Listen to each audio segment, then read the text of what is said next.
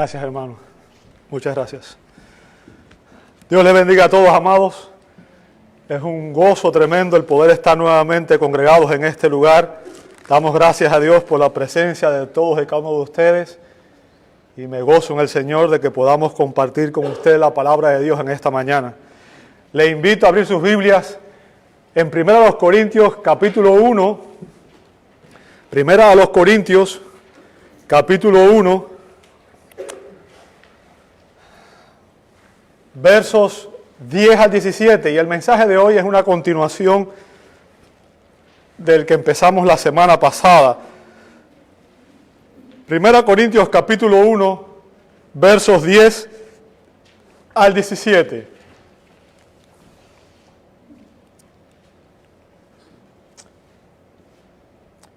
Dice así la Escritura: os ruego pues, hermanos, por el nombre de nuestro Señor Jesucristo, que habléis todos una misma cosa y que no haya entre vosotros divisiones, sino que estéis perfectamente unidos en una misma mente y en un mismo parecer.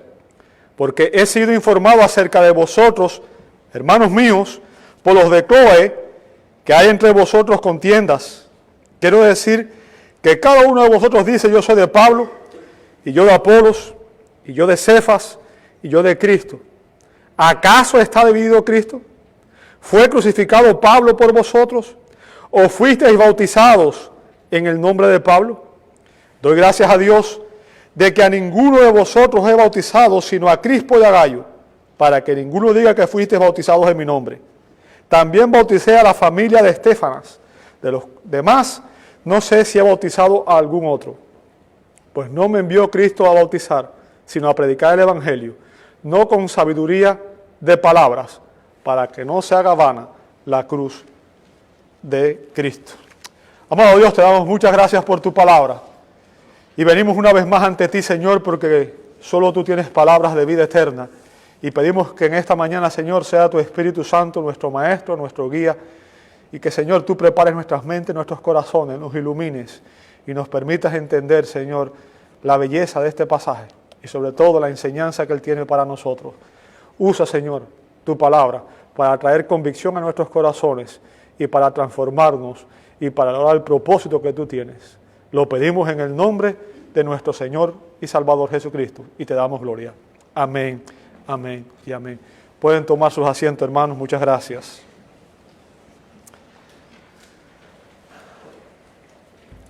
Divide y vencerás. Divide y vencerás. Esto es una antigua frase que ha sido atribuida al emperador romano Julio César, ¿verdad? ¿Sabe? Y eso es lo que hace el enemigo. El enemigo causa división en los lugares para poder conquistar. Todo enemigo lo primero que hace es tratar de dividir a aquellos que están en su contra, ¿verdad? De hecho, nuestro Señor Jesucristo nos hizo una importante advertencia. Jesucristo dijo lo siguiente: Mateo 12:25, Él dijo: todo reino dividido contra sí mismo es asolado, y toda ciudad o casa dividida contra sí mismo no permanecerá. Esta es una importante advertencia. Ninguna institución, escúchenme muy bien, ninguna institución dividida permanecerá. Llámese familia, llámese gobierno, llámese iglesia. Ninguna institución que esté dividida permanecerá. No es de extrañar entonces que el apóstol Pablo tomara este asunto de las divisiones en la iglesia como algo serio, algo muy importante. Ese es el asunto que Pablo está tratando aquí desde 1 Corintios 1:10 hasta el 3:20. Pablo está hablando de las divisiones en la iglesia. Casi un quinto de esta carta es dedicada a este importante tema. Un problema que es muy común en nuestros días. Muy común. Familias divididas. La sociedad y el gobierno está dividido. Y la iglesia, lamentablemente, también muchas veces está dividida.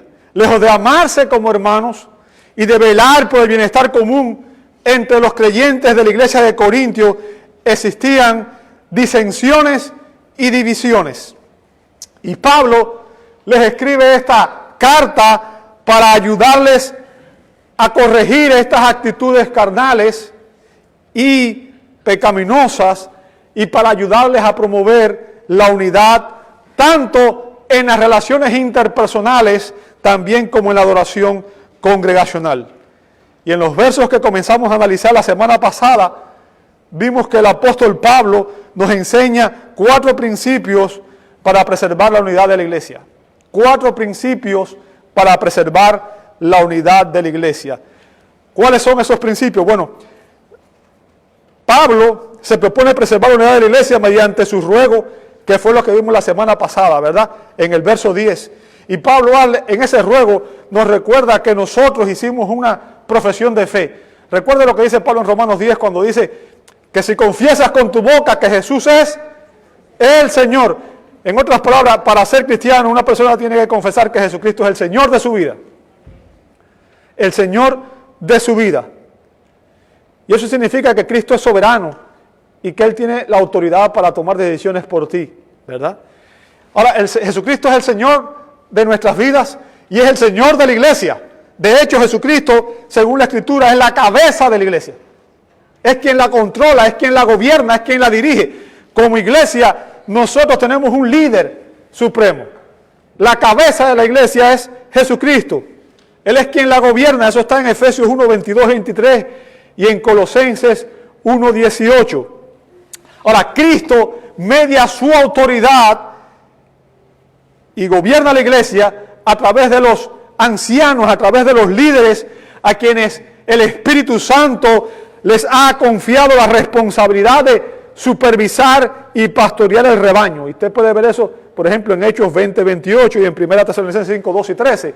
Muchos pasajes enseñan eso, ¿verdad?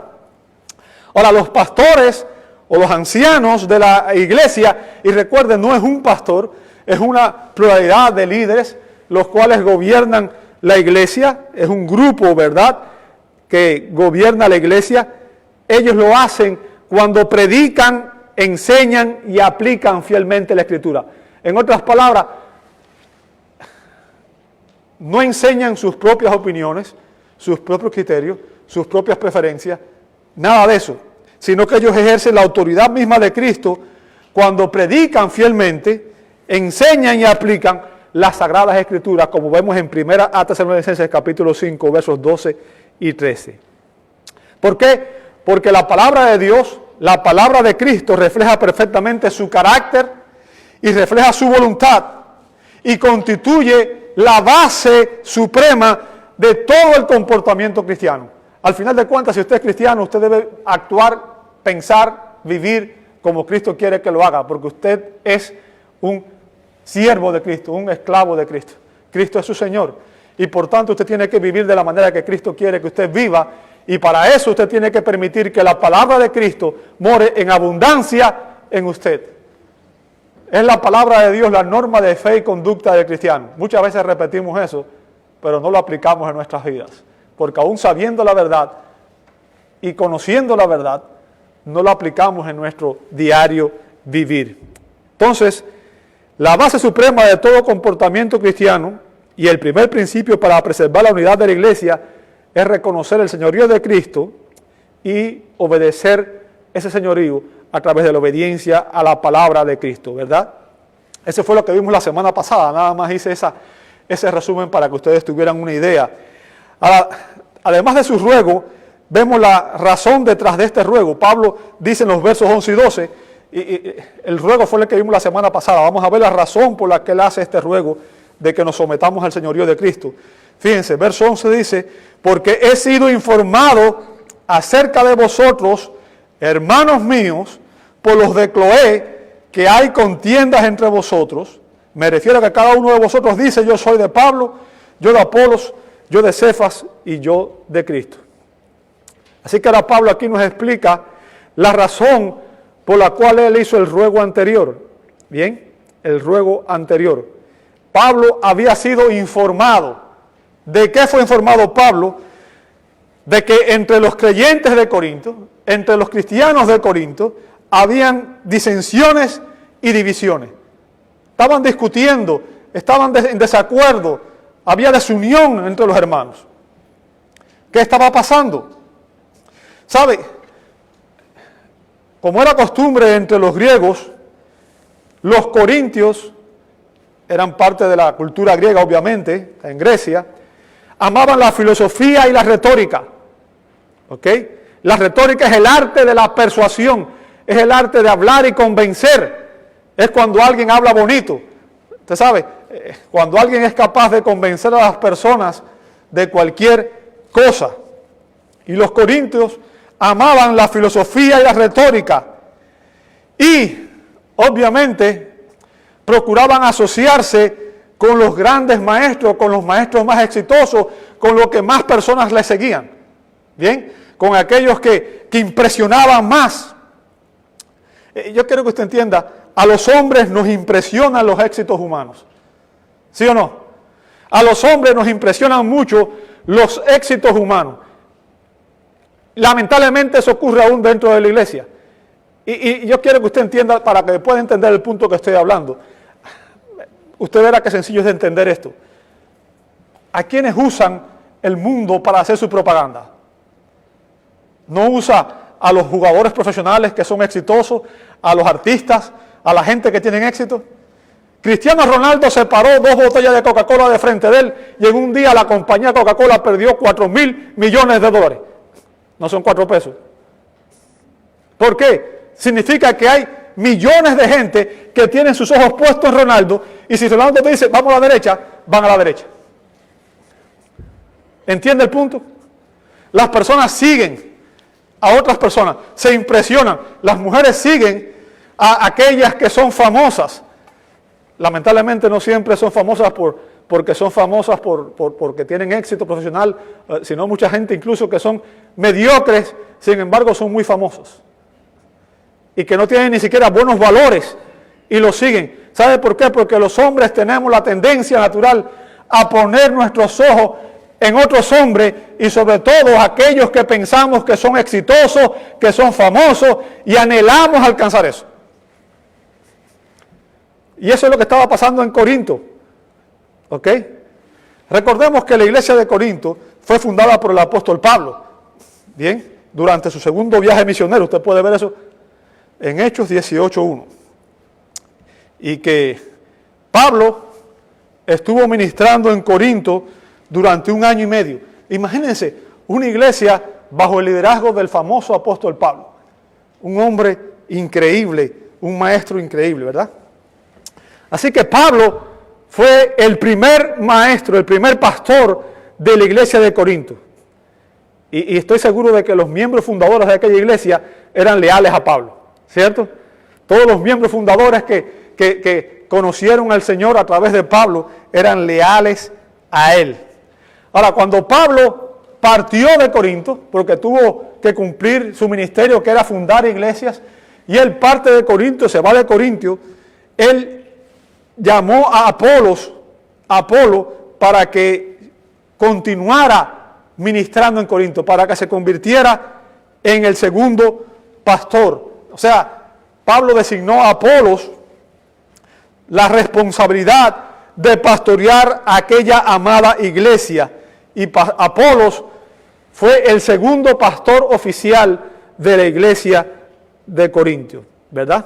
Ahora, para los que no saben, Apolos era un gran predicador. Usted puede leer eso en Hechos capítulo 18, verso 24. La Biblia nos dice que era un judío elocuente en la presentación de la palabra de Dios y seguramente esa elocuencia valió que mucha gente se enamorara de su forma de predicar, de su ministerio, de su capacidad, ¿verdad? Y muchos se convirtieron en discípulos de Apolo. Empezaron a poner sus ojos en Apolo, ¿verdad? Ahora, también es evidente que en aquella iglesia de Corinto había algunos creyentes que habían recibido el evangelio a través del apóstol Pedro. Quizás fueron judíos, o sea, creyentes de nacionalidad judía que se habían mudado por alguna razón de trabajo o estaban de paso en Corintio y por tanto ellos amaban y seguían a Pedro, ¿verdad? Pedro era el gran maestro o el gran predicador con el cual ellos se habían identificado. Ahora, el punto que quiero que entienda es que todos estos grupos lo que habían hecho era habían puesto sus ojos en el mensajero y no en Dios. ¿Escuchó eso? Todos estos grupos habían puesto sus ojos en el mensajero y no en Dios, que era quien les había enviado el mensaje. Y lamentablemente eso es lo que hacemos muchas veces. La gente pone sus ojos en los líderes humanos y no en Cristo. Y siguen un líder humano porque tiene mucha retórica, porque habla muy bonito, porque dice lo que ellos quieren oír. Y no se dan cuenta, no entienden, no disciernen si el mensaje que está dando es el mensaje bíblico, el mensaje de la verdad, de la palabra de Dios. Ahora, había incluso otro grupo, y quizás este grupo se consideraban los super espirituales, ¿verdad? Los super espirituales. ¿Por qué? Porque ellos decían que no querían seguir a ningún líder humano. Bien, ellos decían, nosotros seguimos a Cristo. Y créanme, yo también sigo a Cristo, ¿ok? Yo también sigo solamente a Cristo, no a ningún otro.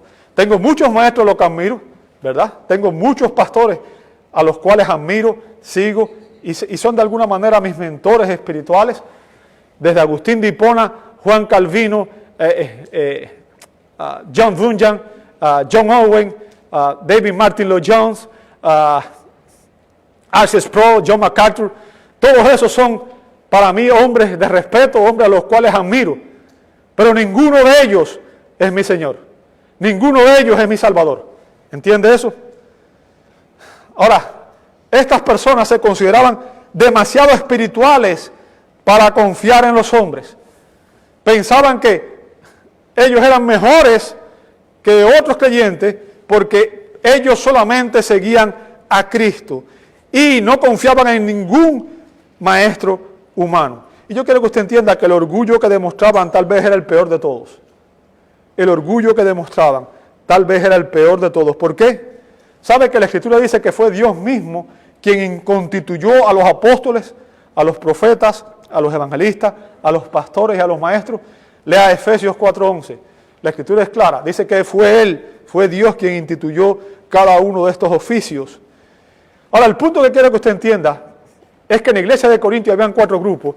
Y uno decía, yo soy de Pablo, yo de Apolos, yo de Pedro y yo de Cristo. Y todos estos grupos estaban mal. Estaban desenfocados. ¿Ok? Tenían los ojos puestos en los hombres. Y yo quiero que usted también entienda una cosa, es muy natural, es normal que los creyentes establezcamos un vínculo afectivo y de lealtad a nuestros pastores, a nuestros líderes, a aquellos que nos han predicado el Evangelio, que nos han aconsejado en determinado momento, que nos han ayudado y nos han discipulado. Pero, tal afecto se vuelve equivocado y carnal cuando permitimos que ese afecto nos separe, nos aísle de otros líderes y de otros hermanos. Cuando empezamos a poner a una persona por encima de las demás personas y empezamos a hacer distinciones y decimos, yo prefiero este y este es mejor para mí y los demás no sirven, algo está mal. Y esto es precisamente lo que estaba ocurriendo en Corintios, ¿verdad? Algunos de aquellos creyentes habían estado bajo el ministerio de Pablo, otros bajo el ministerio de Apolos y otros bajo el ministerio de Cefas. Y cada uno empezaron a comparar a estos líderes. Mira, Pablo, yo prefiero a Pablo por esto y esto y esto. O yo prefiero a Pedro, ¿verdad? Empezaron a comparar a los líderes y a identificarse con su antiguo pastor favorito. O sea, este es el mío. Este es el mío. ¿Y qué hicieron? Empezaron a despreciar a los otros líderes, a los otros pastores, y no solamente a los líderes, sino también a todos aquellos que seguían a estos otros líderes, y empezaron a tener contiendas entre ellos. Empezó a haber discusiones, divisiones, y Pablo se entera de esta situación a través de algunos de Cloé, de los de la casa de Cloé, y probablemente Cloé era una persona muy prominente en la iglesia de Corinto, ¿verdad? Y ella no sabemos si fue que le escribió a Pablo o que vino con alguno de sus miembros de su hogar a visitar al apóstol en Éfeso, donde él se encontraba cuando escribió esta epístola. Y Pablo menciona, y yo quiero que usted note aquí algo importante, que Pablo menciona, cuando él hace la carta, él menciona la fuente de la cual recibió la información. ¿Se da cuenta? Pablo no dice, alguien me informó de que había contiendas en la iglesia, sino que él dice, he sido informado por los de la familia de Cloé. O sea, él da exactamente el nombre de las personas que le informaron. ¿Con qué propósito? Con el propósito de evidenciar que él no estaba lidiando aquí con un simple rumor, que no era un chisme, ¿verdad? Hay mucha gente que viene y dice, no, usted sabe lo que hizo fulano. Fulano está haciendo otra cosa. Y cuando tú le... Yo quiero que usted entienda, si usted viene a decirme a mí lo que hizo otra persona, usted tiene que estar dispuesto a hablar delante de esa persona. ¿Me escuchó? Si usted viene a darme un chisme de otra persona y no está dispuesto a hablar delante de esa persona, mejor no venga. Porque eso es chisme, brete, murmuración, y todo eso es pecado y está prohibido en la Escritura. Cuando las personas se ponen a hablar de otros hermanos por la espalda, eso es condenable en la Escritura. ¿Oyó? Pablo, para demostrar que él no era chismoso ni bretero, ni andaba en rumores, él menciona quiénes eran los testigos que corroboraban los hechos que él estaba confrontando. Bien, y aquí coincido con lo dicho por el pastor J. Vernon McGee, en que hay que admirar a Cloé. Hay que admirar a Cloé. ¿Sabe por qué? Porque muchas veces tenemos temor a involucrarnos en los problemas. ¿A quién le gusta buscarse problemas? A nadie, ¿cierto? A ninguno nos gusta. Pero esta hermana le contó a Pablo lo que estaba sucediendo. Y ella sacó a la luz la situación. Le dijo, hay problemas en nuestra iglesia, problemas graves, y hay que solucionarlos. ¿Ok? O sea, esta mujer estaba dispuesta a resolver este problema. Hermanos míos, el punto es que cuando hay pecado en la iglesia, el pecado es como un cáncer. ¿Entiende eso? Como un cáncer. Y cuando un médico le dice a usted que usted tiene cáncer, ¿cuál es su reacción? Usted se preocupa, ¿cierto? A nadie le dicen, tiene cáncer, y dice, no pasa nada, ¿cierto? No es lo mismo que te dijeran, ¿sabes qué? Tienes una gripe. Una gripe pasa, se quita, pero sabemos que un cáncer no. Un cáncer es peligroso y es potencialmente mortal. Por tanto, el pecado es como un cáncer. Necesita ser tratado y extirpado. De lo contrario, las consecuencias pueden ser funestas. Cloé le informó a Pablo que entre los creyentes de la iglesia de Corinto existían contiendas. ¿Sabe? El término que usa Pablo ahí, Eris, era este nombre era el de la diosa de las luchas y las disputas en la mitología griega. ¿Ok? La diosa de las luchas y las disputas. De tal manera que el término significaba contención, pleito, especialmente rivalidad, riña, discordia. Usted puede verlo en 2 Corintios 12:20, en Romanos 1:29 y en Romanos 13:13. O sea, el punto que aquí Pablo se refiere a una disputa candente, la llama emocional que se enciende cada vez que hay rivalidad y que esa rivalidad se vuelve intolerable. Es cuando usted empieza a tener problemas con alguien y llega un punto en que usted ve a la persona y cada vez que la persona hace o dice algo, ya todo lo que hace le cae mal. ¿Cierto? ¿Sí o no?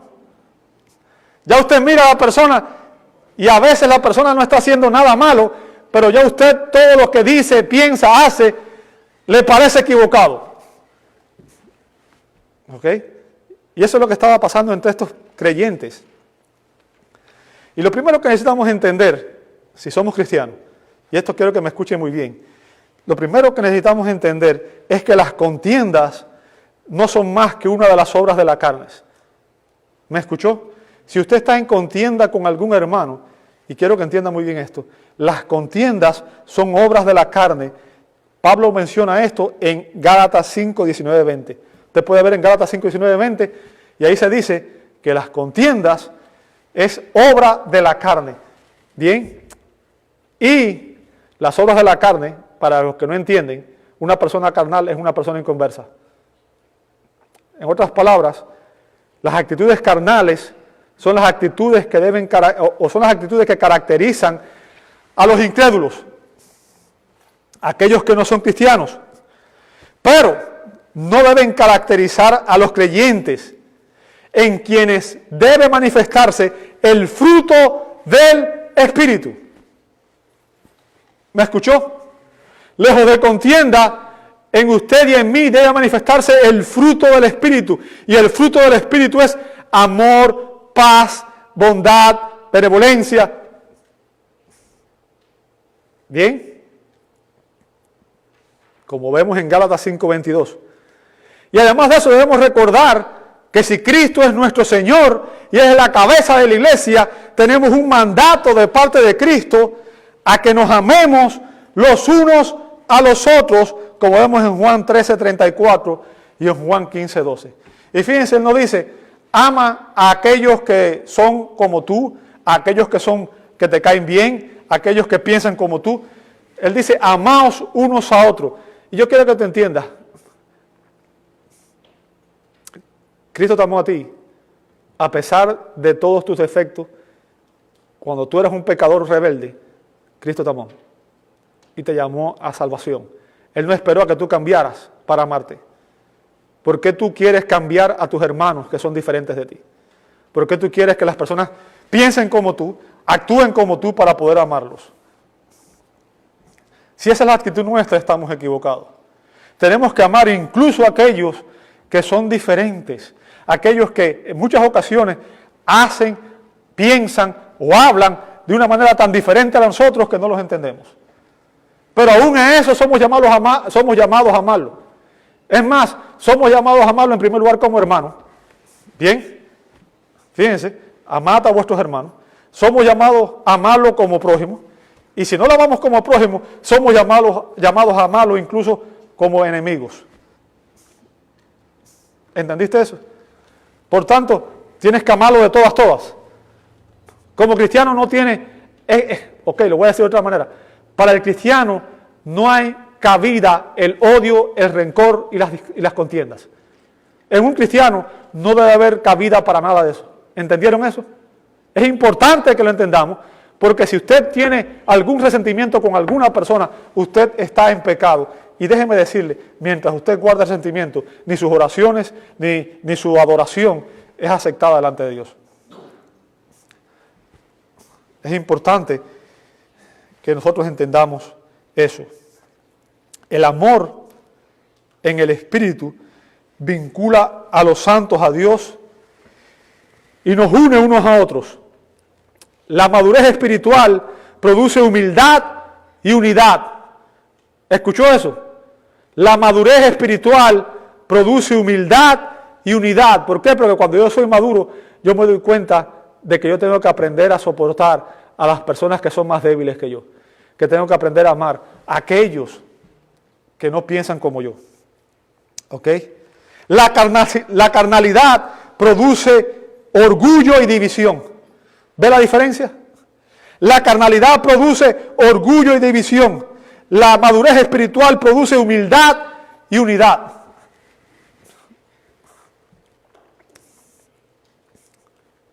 Y yo quiero que usted entienda, a pesar de que estas contiendas todavía no habían llegado a dividir totalmente la iglesia de Corinto, sin embargo amenazaban el bienestar espiritual de la iglesia. ¿Por qué? Porque afecta al testimonio de la iglesia ante el mundo. Si el mundo ve que los creyentes estamos en contiendas, no ve el amor de Cristo entre nosotros, no va a sentir ningún deseo de buscar aquello que usted y yo tenemos. Si en el mundo hay suficiente de eso, bastantes divisiones hay en el mundo, ¿cierto? ¿Ok? Aquellas divisiones dentro de la iglesia estaban a punto de causar un cisma. Esa es la palabra que usa Pablo en el verso 10. Y Pablo nos explica aquí el segundo principio para preservar la unidad de la iglesia. El segundo principio para preservar la unidad de la iglesia. ¿Sabe cuál es? Muy sencillo. Escúcheme muy bien porque esto es importantísimo. Es poner nuestros ojos en Jesús en lugar de los hombres. ¿Entendiste eso? Ponga sus ojos en Jesús en lugar de los hombres. Si usted tiene su vista puesta en los hombres, yo quiero que usted entienda, más tarde, más temprano, usted se va a decepcionar. ¿Sabes por qué? porque todos los seres humanos somos pecadores por naturaleza, y aun cuando hemos sido redimidos, vamos a cometer errores y vamos a caer. ¿Ok? Debemos fijar nuestros ojos. La Escritura nos enseña que fijemos nuestros ojos en Jesús, el autor y consumador de la fe. Hebreos 12:2. Sus ojos no tienen que estar puestos en mí, no tienen que estar puestos en ningún líder humano. Sus ojos tienen que estar puestos en Cristo en primer lugar. ¿Entendió eso? Cristo en primer lugar. Los creyentes de Corintios tenían sus ojos puestos en los hombres, en Pablo, en Pedro, en Apolos, en lugar de en Cristo. Yo quiero que usted entienda algo. Es un pecado que los miembros de la iglesia comparen a los líderes, a los pastores, y que hagan distinciones entre ellos. Y es un pecado que usted menosprecie a algunos líderes y que usted menosprecie a algunos hermanos. Recuerde, su lealtad primaria no debe ser a ningún líder, no debe ser a ningún grupo de la iglesia. Su lealtad primaria debe ser ¿a quién? Cristo, que es el Señor de su vida y de la iglesia. ¿Entendió eso? Cristo debe ser nuestra lealtad primaria. Los cultos a la personalidad en la iglesia están en directa oposición a la palabra de Dios. ¿Entendió eso? Los cultos a la personalidad, cuando usted empieza a enamorarse de una persona porque habla bonito o porque dice las cosas que usted quiere oír, usted está cayendo en la idolatría, está cayendo en el culto a la personalidad. Si Dios nos bendice a través de un siervo, a través de uno de sus siervos, debemos dirigir nuestras alabanzas al Señor y debemos ser leales a Dios en primer lugar y no al líder. ¿Entendió eso? Y eso no significa que debemos traicionar al líder o que debemos odiarlo o que no debemos respetarlo, sino significa que debemos entender que ese líder humano simplemente es un instrumento en manos de Dios y que al final es Dios quien merece la gloria y que nuestra lealtad primaria es a Dios. Bien, cada uno de estos grupos se identificó con un líder, el pastor anterior de su preferencia, y menospreciaba a esos otros pastores y a sus seguidores. Y como digo, una vez más estoy seguro de que ni Pablo, ni Apolos, ni Pedro estaban incentivando aquellas divisiones. Estoy seguro que ninguno de ellos lo hacía, ¿verdad? Una evidencia de que ellos no eran los responsables de las divisiones es la carta de Pablo. Pablo no estaba de acuerdo con que nadie lo siguiera a él en primer lugar. Y Pablo escribe esta carta para llamarle la atención y para corregir el pecado de estos hermanos. ¿Se da cuenta?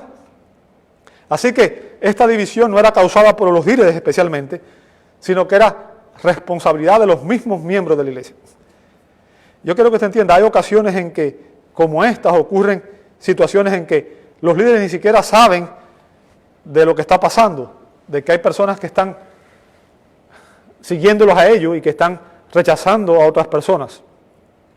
Pero lamentablemente también existen ocasiones en que hay líderes en que empiezan a alentar a otros creyentes para que le guarden lealtad especial solo a ellos, ¿verdad? Empiezan a congraciarse con esas personas para que lo sigan exclusivamente a ellos.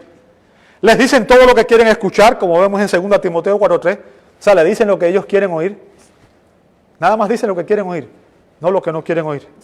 Le favorecen en su juicio. O sea, no son imparciales, sino que se parcializan y ayudan a estas personas cuando hay problemas, como vemos en 1 Timoteo 5:21. Y harán todo lo humanamente posible para mantenerlos contentos y dependientes de ellos mismos. Ahora, hay tres cosas que tenemos que entender con relación a estos líderes. En primer lugar, estos líderes no solo son culpables de causar división en el cuerpo de Cristo, sino que ellos procuran que los ojos de sus seguidores estén puestos en ellos mismos, se centren en ellos, y así están usurpando la gloria que le pertenece solo a Cristo, lo cual es una blasfemia. ¿Ok? Porque Cristo es el Señor de la iglesia. Cristo es el Señor de la iglesia. Y el resultado inevitable de estas actitudes, cuando un líder empieza a promover un grupo de personas y empieza a buscar adeptos a sí mismos, surgirán contiendas, peleas y disputas dentro de la iglesia. Y estas circunstancias, si no son resueltas de la manera apropiada, va a traer como resultado que la iglesia más tarde o más temprano se divida. Y mucha gente van a seguir a esos líderes, ¿verdad? Ahora, el segundo principio para preservar la unidad de la iglesia es que usted y yo debemos poner nuestros ojos en Jesús en lugar de los hombres. ¿Entendió eso? Siempre ponga sus ojos en Jesús y recuerde, Cristo es la persona a la cual usted tiene que rendirle todas sus cuentas. Algún día usted tendrá que comparecer ante la presencia de Cristo y dar cuenta por todo lo que usted hizo en esta vida. ¿Bien? No es delante de su pastor, de ningún líder humano. Es a Cristo al que tendremos que darle cuenta. Ahora hemos examinado la razón. Vamos a ver los reclamos de Pablo. Verso 13. Reclamos de Pablo. Fíjense. ¿Está dividido Cristo? ¿Acaso fue Pablo crucificado por vosotros? ¿O fuisteis bautizados en el nombre de Pablo? Y fíjense, Pablo hace estas preguntas para hacer reflexionar a los creyentes. Es un método didáctico, ¿verdad? Hacer preguntas para que las personas reflexionen. Y las preguntas son retóricas. Pablo obviamente podría responderlas. La respuesta es muy sencilla, la respuesta es no. 3 preguntas a las cuales la respuesta es no. La primera pregunta es, ¿está dividido Cristo? ¿A qué se refiere Pablo con esto? Cuando él hace esta pregunta de si está dividido Cristo. ¿Sabe? El término Cristo aquí es utilizado aquí como un sinécdoque. Un sinécdoque. Y un sinécdoque no es más que una figura retórica en la que se usa una parte para presentar el todo. O sea, cuando se habla de Cristo, Pablo se está refiriendo no solamente a Cristo como persona, se está refiriendo a Cristo como la cabeza de la iglesia, y se está refiriendo a la iglesia como el cuerpo de Cristo. ¿Entendió eso? ¿Está dividida la iglesia? Esa es la pregunta que Pablo hace. ¿Lo entendió? Bien. Fíjense. O sea, Pablo usa a Cristo aquí como un representante de la iglesia en sentido general. Usted va a ver textos, por ejemplo, en Romanos 12:5 dice, así nosotros, siendo muchos, ¿ok? Somos un cuerpo en Cristo. La iglesia es ¿qué cosa? Un cuerpo en Cristo. La iglesia es el cuerpo, Cristo es la cabeza. ¿Entendió eso? Hello. Somos un cuerpo en Cristo y todos miembros los unos de los otros. ¿Entiende la analogía? La analogía es que Cristo es la cabeza y la iglesia es su cuerpo y estamos todos unidos. Nosotros somos los miembros del cuerpo. Pero hay un solo cuerpo. ¿Ven? 1 Corintios 12 al 13, Pablo dice, porque así como el cuerpo es uno y tiene muchos miembros, pero todos los miembros del cuerpo, siendo muchos, son un solo cuerpo, así también Cristo, porque por un solo espíritu fuimos todos bautizados en un cuerpo, sean judíos o griegos, sean esclavos o libres, y a todos se nos dio a beber de un mismo espíritu.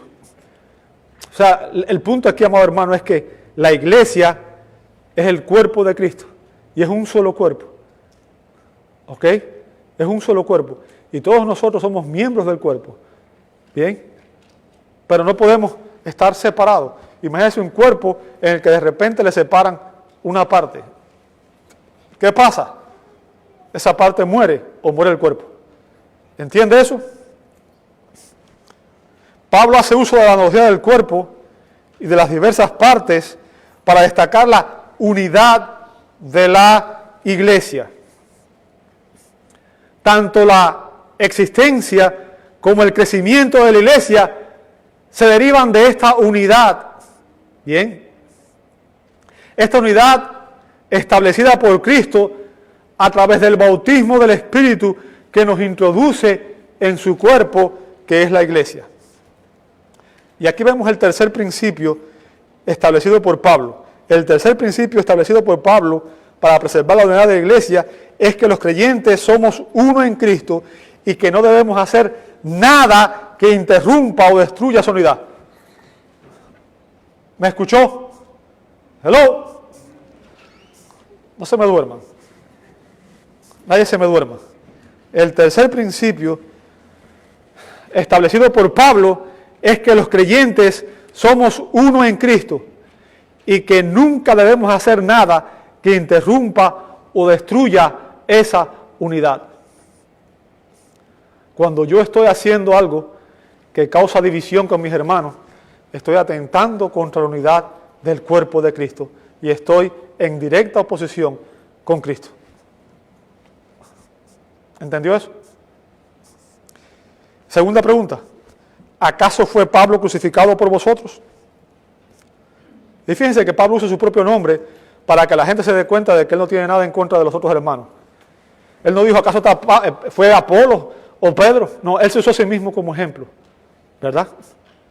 Ni Pablo, ni ningún otro líder humano murió para expiar sus pecados. Solo Cristo es la fuente de redención. Solo Cristo murió por tus pecados. Solo Cristo es tu Salvador. Ningún líder humano, por muy importante, por muy exitoso, por muy lo que sea, ni siquiera el apóstol Pablo debía recibir la lealtad que le pertenece solo a Cristo. ¿Entendió eso? Nadie más murió por ti. Tu lealtad primaria es a Cristo. Ningún líder humano podrá jamás ser elevado al nivel de Cristo. Cristo es el Señor. Cristo es Dios. Cristo es nuestro Dios. Y nuestra lealtad primaria es a Él. Y no podemos hacer nada que vaya en contra de la unidad del pueblo que Él compró con su sangre. Cuando usted eleva a un líder humano, lo pone al mismo nivel de Cristo, esto solo conduce a contención, a disputas y a una iglesia dividida. Y es más, cuando usted pone a un líder humano a la altura de Cristo, le voy a decir algo, aquellos que siguen dejan de convertirse en iglesias. Cuando las personas siguen un líder humano y no disciernen que Cristo es el Señor de la iglesia, no han entendido lo que es la iglesia, no entienden que su lealtad primaria es a Cristo y por tanto yo dudo que sean cristianos.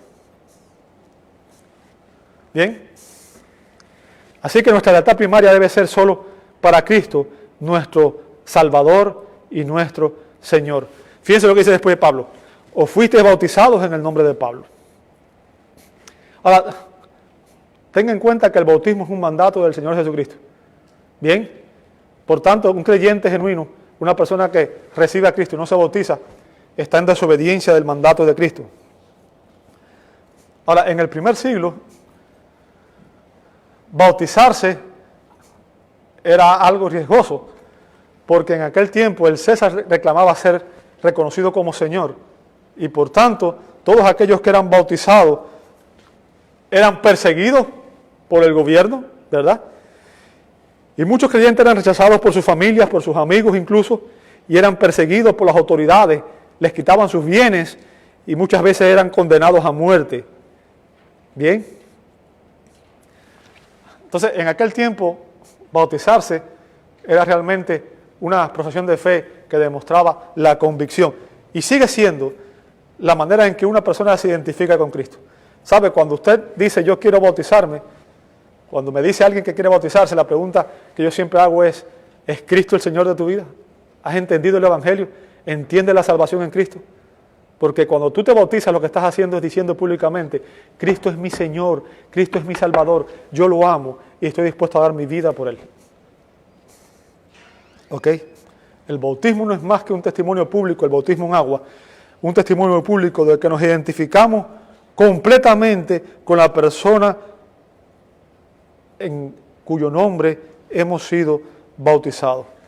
Jesucristo es el objeto de nuestra fe y aquel cuyo nombre debemos confesar para ser salvos, como vemos en Hechos capítulo 4, versos 12.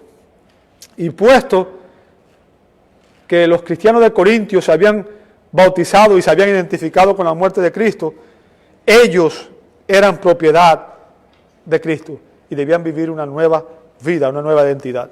La base de nuestra lealtad a Cristo es, primero, porque Él es el Cristo, el Hijo de Dios. Segundo, porque nos ha redimido. Y tercero, porque nosotros nos hemos identificado con Él como nuestro Señor y Salvador en el bautismo. ¿Entendió eso? Ahora, todos estos fundamentos son exclusivos de Cristo. Bien. Y el propósito de Pablo con estas tres preguntas es enfatizar la unidad espiritual de los creyentes. Por tanto, como hay un solo cuerpo en Cristo y un solo Redentor y un solo bautismo, los cristianos no pueden dividirse sin violar el vínculo que nos une a Cristo. Y el vínculo que nos une los unos a los otros. Finalmente vamos a ver su recordatorio, versos 14 al 17. Versos 14 al 17. Fíjense lo que dice Pablo. Doy gracias a Dios que no bauticé a ninguno de vosotros, excepto a Crispo y a Gayo, para que nadie diga que fuiste bautizados en mi nombre. También bautizaron de la casa de Estéfanas, por lo demás no sé si bauticé a algún otro, pues Cristo no me envió a bautizar, sino a predicar el Evangelio, no con palabras elocuentes, para que no se haga vana la cruz de Cristo. Ahora, fíjense, hasta que la iglesia creció en Corintio, Pablo bautizó a algunos de los hermanos. O sea, fue Pablo directamente quien estuvo bautizando. Pero luego, él permitió que otros pastores, otros ancianos de la iglesia, bautizaran a los miembros, ¿verdad? Y el apóstol les hace este recordatorio para dejar claro una cosa. Imagínense, recuerde, Pablo era un líder importante en la iglesia. Imagínense que usted pueda decir, yo era un discípulo de Pablo. ¿Quién no se sentiría orgulloso de eso, verdad? Pero lo que Pablo está diciendo aquí, ¿sabes qué? Yo nunca vine aquí con el propósito de que ustedes se identificaran conmigo. De que ustedes dijeran, yo soy discípulo de Pablo. No, yo soy discípulo de Jesús. Eso es lo que todos nosotros debemos decir. ¿Bien? Ese es el punto de Pablo. Él lo que quiere dejar claro es que él no quiso ser discípulo para sí mismo. Hombres y mujeres que lo siguieran a él en primer lugar. Y ese es el punto que usted tiene que entender. Todos nosotros tenemos la tendencia pecaminosa a tratar de identificarnos con aquellos líderes que nos parecen exitosos, que pensamos que son mejores porque tienen mucho éxito, que muchas veces el éxito ni siquiera es bíblico, es un éxito mundano, ¿verdad? Y quisiéramos decir, yo soy un discípulo de Pablo o de Pedro. No está mal tener un cariño especial por sus pastores o los líderes, amados. Pero entienda y una vez, y es importante, tu lealtad primaria, mi lealtad primaria, es a Cristo. Y está muy mal enorgullecerse, especialmente del hecho de que un líder fue o es o haya sido nuestro mentor espiritual. Los corintios estaban poniendo su confianza en la sabiduría de los hombres, como vemos en el capítulo 2, verso 5. Se estaban gloriando en las obras de los hombres, como vamos a ver en el capítulo 3, verso 21. Y estaban comparando a los siervos de Dios unos con otros.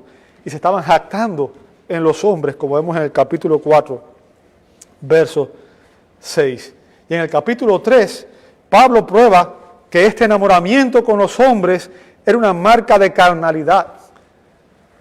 Era una marca de carnalidad.